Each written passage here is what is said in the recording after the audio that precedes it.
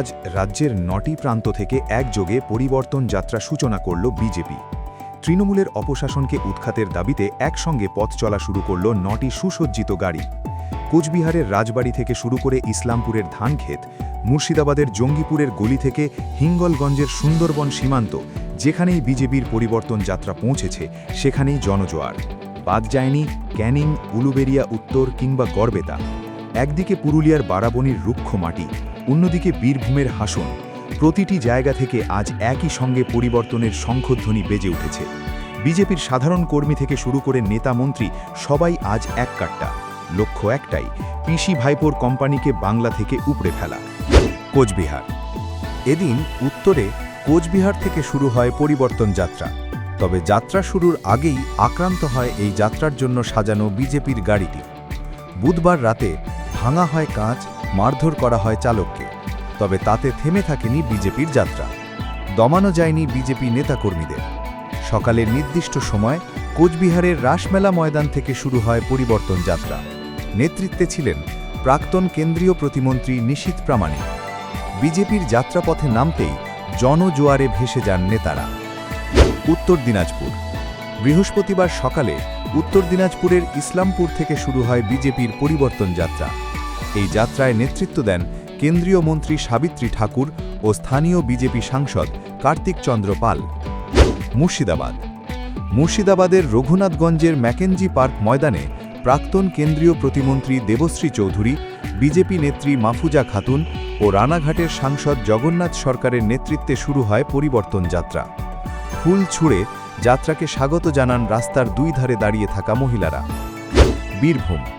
বীরভূমের হাসন বিধানসভা কেন্দ্র থেকে পরিবর্তন যাত্রা শুরু হয়ে এদিন পৌঁছয় রামপুরহাটে। এই যাত্রার নেতৃত্বে রয়েছেন জগন্নাথ চট্টোপাধ্যায় ও ধ্রুব সাহা। পশ্চিম বর্ধমান। পশ্চিম বর্ধমানের বারাবণীতে পরিবর্তন যাত্রায় হামলা চালায় তৃণমূল। পাল্টা প্রতিরোধ গড়ে তোলেন বিজেপি কর্মীরা। পরিস্থিতি মোকাবিলায় মোতায়েন করা হয় কেন্দ্রীয় বাহিনী। হাওড়া।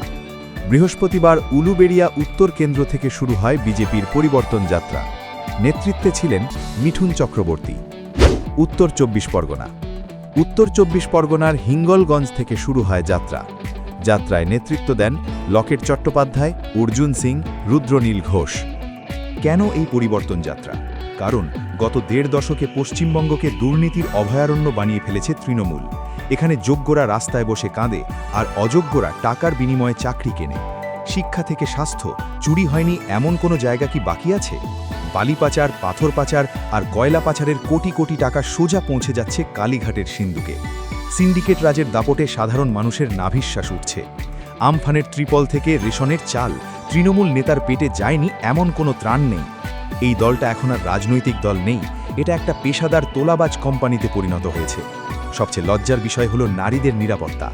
যে রাজ্যে মুখ্যমন্ত্রী একজন মহিলা, সেই রাজ্যেই সন্দেশখালির মতো ঘটনা ঘটে। তৃণমূলী দুষ্কৃতীদের লালসার শিকার হতে হয় মা বোনেদের। প্রশাসনের মদতে গুন্ডারাজ কায়েম হয়েছে বাংলায়। পুলিশ আজ তৃণমূলের দাসের মতো কাজ করছে। আইনের শাসন নেই, আছে কেবল শাসকের আইন। সাধারণ মানুষের ট্যাক্সের টাকায় সরকারি ব্যভিচার চলছে। এই পঙ্কিল রাজনীতি থেকে বাংলাকে উদ্ধার করতেই এই পরিবর্তন যাত্রা। বাংলার যুবাদের যাতে দিনমজুরি করতে হাজার হাজার কিলোমিটার উজিয়ে ভিন রাজ্যে যেতে না হয়, সেজন্য পরিবর্তন যাত্রা। আপনার সন্তান যাতে বাড়ির পাশের সরকারি স্কুলে বিনামূল্যে পড়াশোনা করতে পারে, সেজন্য পরিবর্তন যাত্রা। বিজেপি কথা দিচ্ছে বাংলার হারানো সম্মান ফিরিয়ে আনবে তারা। গড়বে কবিগুরুর স্বপ্নের সোনার বাংলা। আপনার জেলায় কি পৌঁছেছে পরিবর্তন যাত্রা? কমেন্টে আপনার মতামত জানান। ভিডিওটি শেয়ার করুন যাতে বাংলার ঘরে ঘরে তৃণমূলের আসল চেহারা পৌঁছে যায়। সত্যের লড়াইয়ে আমাদের চ্যানেলটি সাবস্ক্রাইব করুন। ব্যুরো রিপোর্ট, মাধ্যম।